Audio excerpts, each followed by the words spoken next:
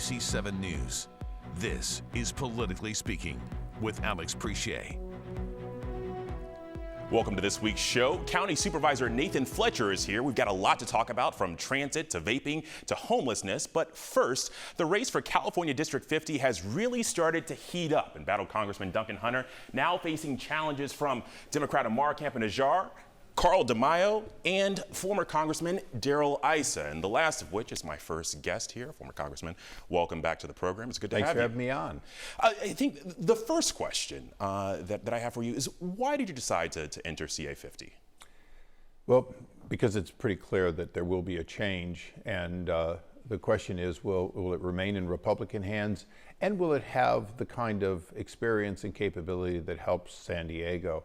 I left office to accept an appointment in the administration that got stalled in the Senate, and it became obvious that the highest and best use to serve my nation right now would be returning to Congress. Yeah, I mean, I think a lot of people were watching that appointment, which happened last September and recently stalled.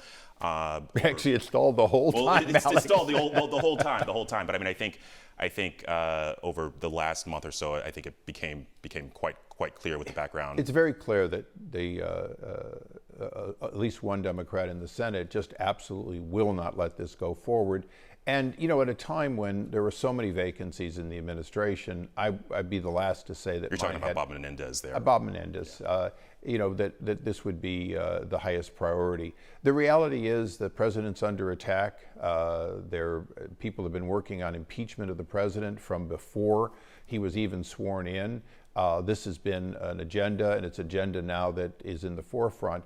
So it is a time for someone with 18 years on that committee, Judiciary, to go back. But as you said in your earlier lead into this show, at a time when we're seeing Syria being torn apart again, we're seeing Turkey basically oppress the Kurds in their effort to maintain a state that does not deal with Kurds as a minority properly. It's also a good time for someone with 18 years on foreign affairs to return to that part of the process. I think nationally, you're probably best known for your role as chairman of the House Oversight Committee with the investigation of the Obama administration's handling of Benghazi, Fast and Furious, also the IRS targeting certain conservative groups. But Congress right now is decidedly different than it was then. What would you foresee your role being in this new Congress? You know, I never want to disagree with somebody on live television, but when I came to Congress, the day that I came, people were saying, some of my Democratic friends were saying openly that George W. Bush was appointed, not elected. That was said behind the scenes until 9/11. The idea that Congress suddenly became divisive, or that the administration or the American people became divided, is always something we think. But the reality is we will always be very divided, and the work that gets done, the accomplishments, will be when people from both sides come together and find solutions. You feel like the temperature in Washington is no different now than it was in the Bush era? Sometimes the availability of examples, such as the call for impeachment, makes it more visible. But you know, having served 18 years through all these processes, including chairing and being a ranking member on a major committee, you get used to the fact that you fight during the day, you do your job, but those things which become law will in fact become law because a Republican and a Democrat found common ground.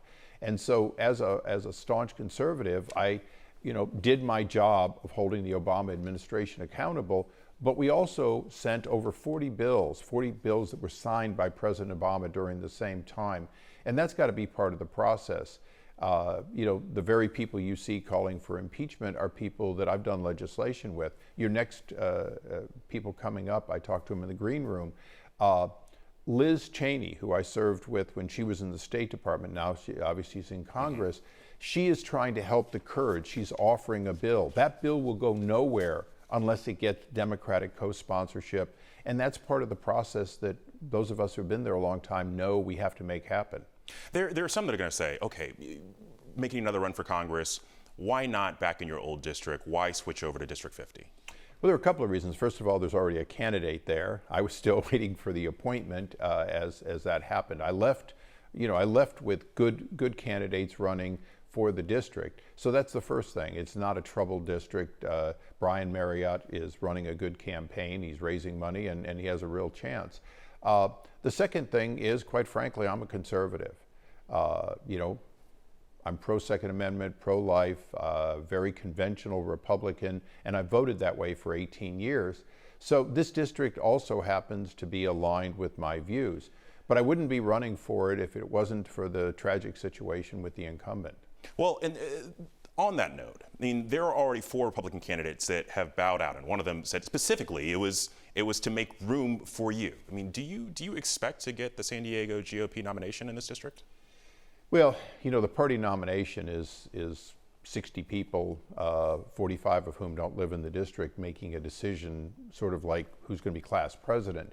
And there's another similar one up in Riverside County, and there's even a state party process. I'm not worried about whether I get that or not. I think what we really have to look at is, where am I in the polls? I'm in the top 2. Duncan Hunter is at least 3rd by any poll. Where am I in with conservatives? I'm 1st. Where will I be on election day? I'm not running for any reason except to represent this district, and I'll be the next representative. Congressman Issa, I always appreciate the time. My pleasure. All right. Coming up after the break, County Supervisor Nathan Fletcher is here. We've got a lot to talk about, from transit to homelessness. Stay tuned.